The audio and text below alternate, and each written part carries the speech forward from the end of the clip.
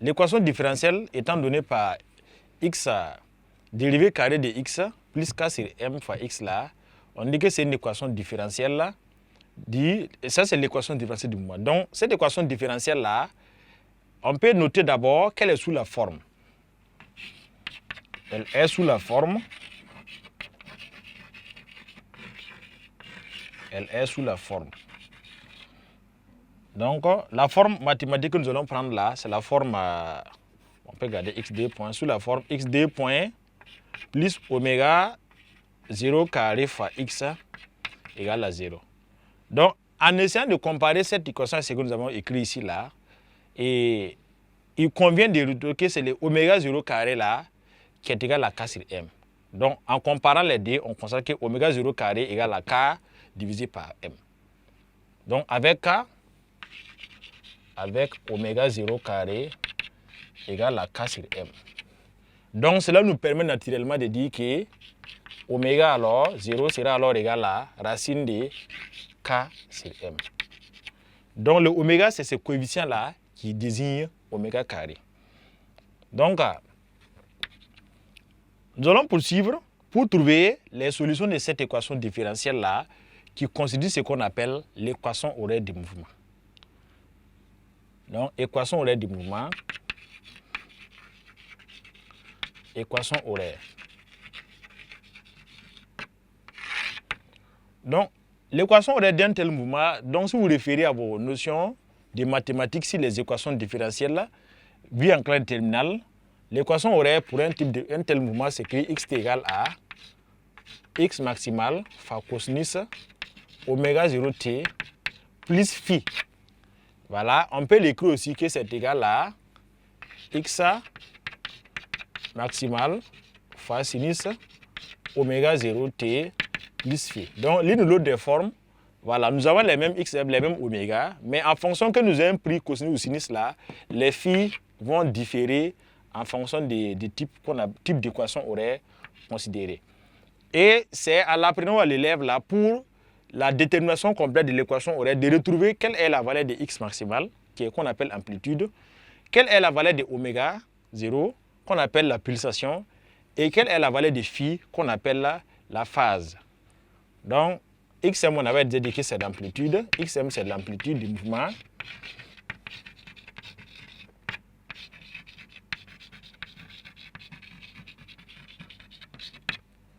Donc, phi, la phase à l'instant initial. On va mettre la phase initiale en même temps, la phase initiale. Donc, c'est la valeur de la phase lorsque t vaut 0 qu'on appelle phi. Et oméga 0, c'est la pulsation. Pulsation. Donc, quand les oscillations sont harmoniques, la pulsation, on appelle pulsation propre. La pulsation propre de l'oscillateur.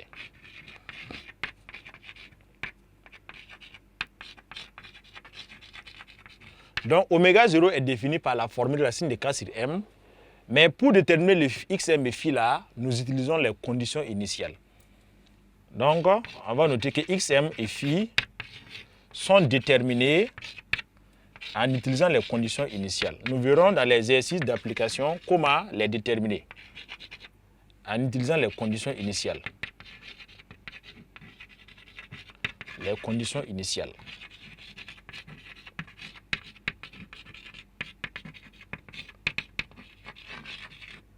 Donc, pour les xm là nous l'avons ça. Et pour les oméga plutôt, la pulsation oméga 0.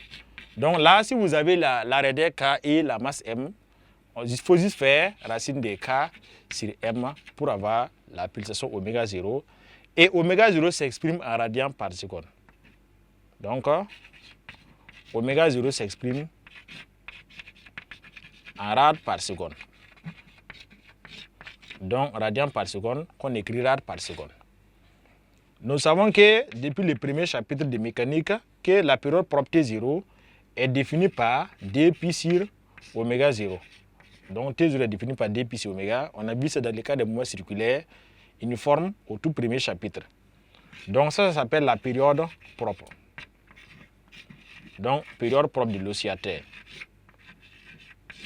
Et dans cette notation, on va se rendre compte que la période propre là est égale à 2 pi sur oméga 0. Ça veut dire qu'on peut l'écrire aussi que T0 égale à 2 pi. Alors, on sait que oméga 0, ça fait racine de 4 sur m, ce qui veut dire que 2 pi et T0 égale à 2 pi multiplié par, donc divisé par racine de 4 sur m, ça revient à multiplier par racine de m sur k maintenant. Donc, voici l'expression de la période qu'on peut avoir. Donc, et la période, avec cette expression-là, on constate que la période dépend de la masse et de la raideur du ressort. Donc, lorsque vous avez un pendule élastique horizontal, le temps qu'il met pour faire les oscillations-là, chaque oscillation dépend de quelle masse vous avez et de la raideur du ressort. Donc, ça dépend de ces deux grandeurs-là. Donc, là, on a la période propre du mouvement. Et de là, on peut trouver la fréquence. Qu'on sait que la fréquence N0 égale à 1 divisé par T0. Donc, ça, lui, on va l'appeler la fréquence propre de l'oscillateur. Donc, là, nous avons la fréquence propre.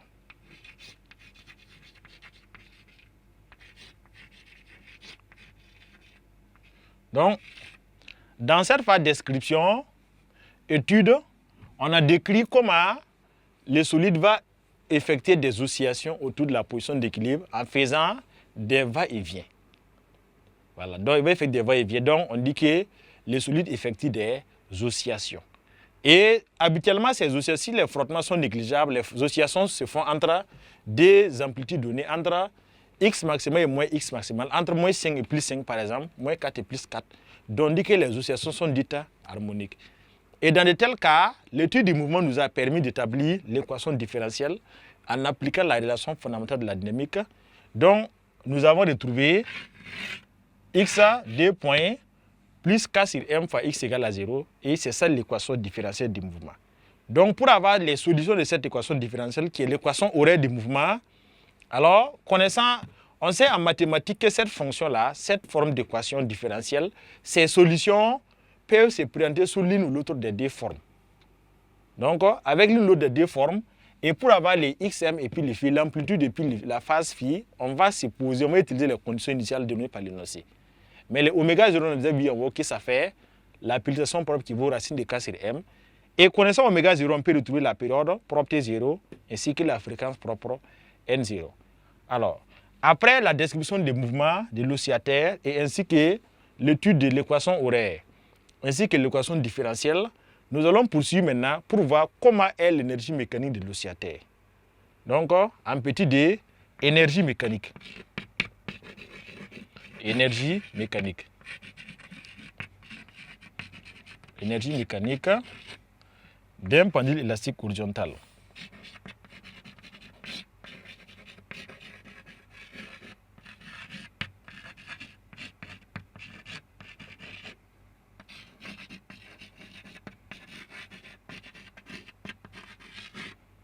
Donc, énergie mécanique d'un pendule élastique horizontal.